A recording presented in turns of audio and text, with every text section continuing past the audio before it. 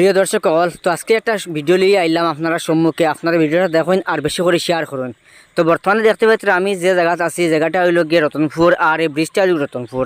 তো আপনারা দেখুন আর ভিডিওটা বেশি করে শেয়ার করুন। আর দেখাইতাম জিনিস যেটা হইল গিয়া, মানে আপনাদের দেখাইতাম ওটাও যে নদীত উপরন্ত জল বাড়ে।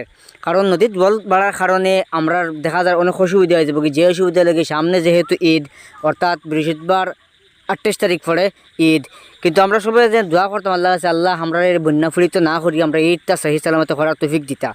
তো আপনার তো ওখানেও কইতাম চাইছি যে বর্তমানে যে সিলিন্ডারও আছে, সিলিন্ডার দাম বাড়ি যায় আর কি, বা দাম বাড়ি গেছে গিয়া।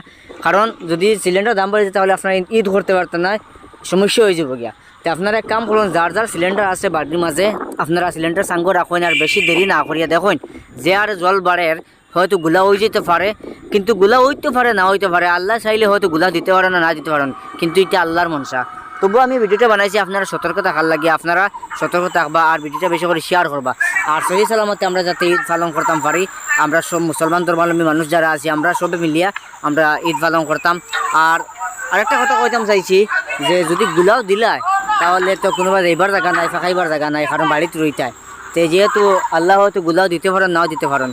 আর ভিডিওটা যদি ভালো লাগে তাহলে আপনারা ভিডিওটা বেশি করে শেয়ার করবা আর সবার দেখার সুযোগ করে দিবা।